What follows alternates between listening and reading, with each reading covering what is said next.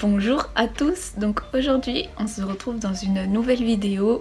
J'ai pensé à un nouveau concept faut que j'arrête de dire J'ai pensé à un nouveau concept qu'on pourrait faire en vidéo sur ma chaîne.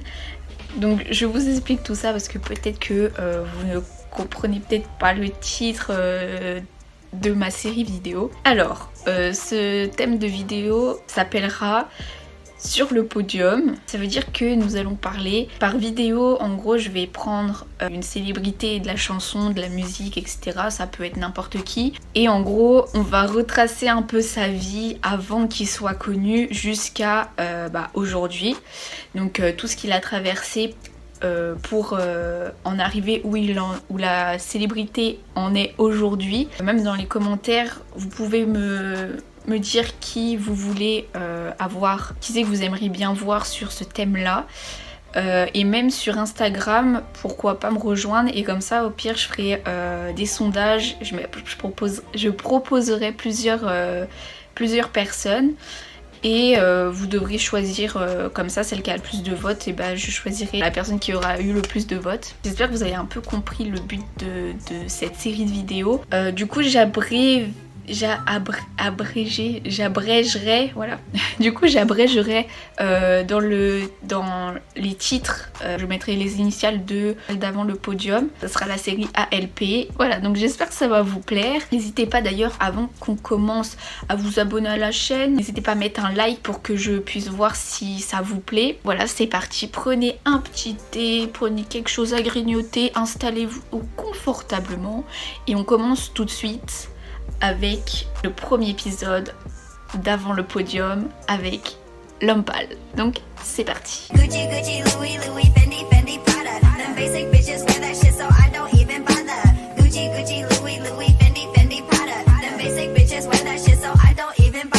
Donc tout commence le 4 décembre 1991 puisque c'est la date de naissance de L'Homme Pâle, et L'Homme Pâle est né sous le nom de Antoine Valentinelli. Il est né à Paris, son père est Dominique Valentinelli et il est lecteur-correcteur chez les éditions Gallimard, et sa mère s'appelle Pascale. Elle est artiste peintre. L'Homme Pâle va grandir dans un milieu artistique, donc déjà il baigne dans tout ce qui est artistique, donc vu que sa mère est artiste peintre, son père travaille chez Gallimard, donc c'est un milieu qu'il connaît depuis tout petit et il y est habitué. Donc voilà, donc il va grandir dans un milieu artistique, mais ça sera aussi un milieu très instable pour lui puisque il vit que avec sa mère. Il a vécu quand même avec ses deux parents au début, mais au bout d'un moment, sa mère a des revenus très irréguliers, donc c'est-à-dire que pendant une période, tout va bien marcher, elle va assez gagner d'argent pour pouvoir subvenir à sa famille, etc. Alors que à d'autres périodes, elle aura du mal à gagner, à avoir un revenu assez stable pour pouvoir s'occuper de sa famille correctement. Donc c'est pour ça qu'il grandit dans un milieu instable. Son père va quitter la maison familiale quand il sera très jeune. On n'a pas l'âge exact, mais voilà, son père part quand il est très jeune. Et du coup, il reste avec sa mère et ses sœurs. Apparemment, il aurait 3 sœurs, j'ai trouvé ça, mais dans une interview il parle que de 2 sœurs, donc je sais pas. Par la suite ça va avoir des conséquences aussi sur son travail à l'école. Quand il sera au lycée, il va être renvoyé du lycée et il dit à propos de cette période: chez moi c'était la guerre, mon père se faisait la malle, ma mère était à l'hôpital, je n'avais pas la tête à l'école. Donc à cause de tout ça, ça a fait que l'école c'était un autre problème pour lui. Par la suite, il va entamer des études de montage parce que le métier qu'il voulait faire, c'était devenir réalisateur. Il avait décidé d'aller dans cette voie-là. Et ça reste toujours aussi un métier assez artistique. Du coup, il ne sort pas de son environnement dans lequel il a grandi et qu'il a connu, donc ça reste quand même le même univers. Aussi plus jeune, il va, je crois vers l'âge de 11 ans, il va commencer à beaucoup faire de skate, et d'ailleurs son groupe de skateurs préférés sont les Peace Drunks, si je le prononce correctement, désolée si c'est mal dit. Donc c'est un groupe de 6 skateurs qui étaient très très populaires vers les années, un petit peu avant les années 2000. C'était un groupe très connu et L'Homme Pâle était beaucoup influencé par leur style vestimentaire, etc. Du coup, il s'habillait un petit peu comme eux. Dans une interview, il dit qu'il aimait bien mettre les chemises à carreaux, etc. Enfin voilà, donc c'était un style apparemment qui appartenait aux Peace Drunks. Et le tien, c'était quoi? Moi, c'était Peace Drunk. Pourquoi Peace Drunk? À cause d'un mouvement américain de skateurs qui faisaient n'importe quoi et qui s'habillaient comme des punks un peu. Et moi, je m'habillais comme eux à l'époque parce que je les kiffais. Ils me déchiraient des chemises à carreaux. Du coup, après, les gens m'appelaient Peace Drunk. Donc voilà, donc après, il va continuer il va continuer à skater, il va se faire des amis dans le skate, il va rencontrer de nouvelles personnes pendant ses séances de skate. Je sais pas du tout à quelle période de sa vie, mais il décide à un moment, donc il décide de reprendre contact avec ses amis d'enfance, et parmi ses amis d'enfance, il y a une personne, un ami à lui, qui était dans le rap. Il commençait à baigner dedans, on va dire. Et il dit également dans une interview que, oui, donc c'est bien vers l'âge de 18 ans, il était beaucoup entouré, en fait, quand il allait dans des soirées ou qu'il voyait d'autres personnes, il était beaucoup entouré de personnes qui rappaient, en fait.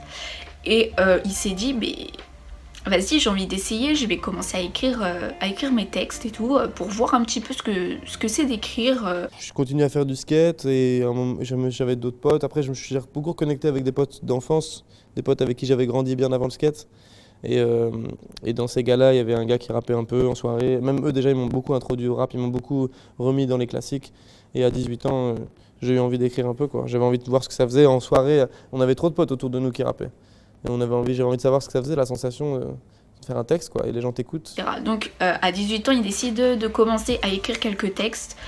Au lycée aussi, il va traîner avec Nekfeu. Un jour, il fait, parce que je crois que Nekfeu devait faire un clip ou je sais plus trop quoi, mais il devait tourner un clip et une musique.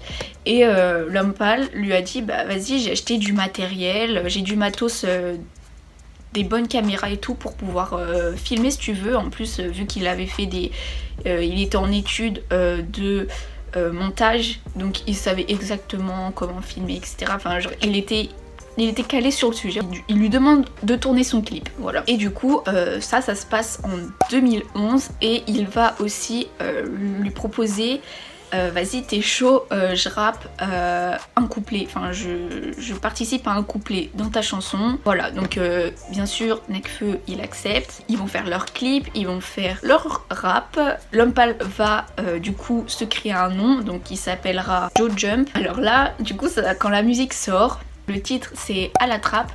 Tout le monde est c'est trop bien, Nekfeu et tout, il a trop bien rappé. Par contre, L'Homme Pâle reçoit beaucoup de retours négatifs sur sa prestation. Même lui le dit que ça se voit qu'il n'est pas à l'aise avec son corps, avec sa gestu, etc. Et il débute et que ça se remarque un petit peu dans son rap. Et du coup, le clip a été tourné, c'était quoi les réactions?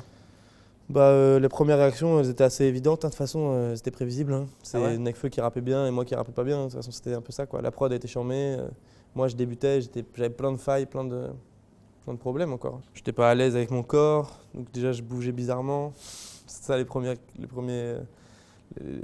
blagues qu'on faisait sur moi, c'était ça, quoi. Mais il se laisse pas abattre, il se dit de toute façon il faut des fois qu'on se prenne un peu des claques pour pouvoir revenir en force. Donc il se dit mon Dieu, c'est une catastrophe, je peux pas rester sur un échec pareil.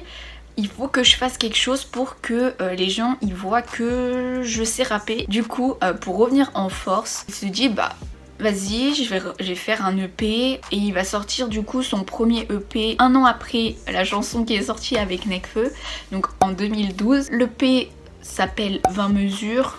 Pour lui c'était une obligation de sortir ce premier EP là. Et il dit bien que dans son interview que pour lui si cet EP ne marchait pas et n'avait pas de retour positif, il a dit qu'il laisserait tomber le rap et qu'il partirait faire autre chose. J'ai fait 20 mesures parce qu'il fallait que je sorte quelque chose après l'échec du morceau avec Nekfeu, pour moi en tout cas. Et je crois vraiment qu'en le sortant, je m'étais vraiment dit si jamais ça marche pas, c'est fini, tu vois. C'était un peu mon dernier projet, quoi. T'étais prêt à arrêter le rap? J'étais prêt à arrêter, ouais. Mais parce qu'il y a un mais.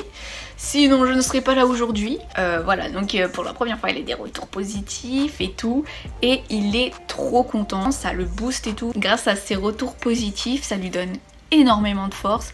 Et en 2013, il sort son deuxième EP, Le Sage fume sa cigarette. Et c'est là qu'il va rencontrer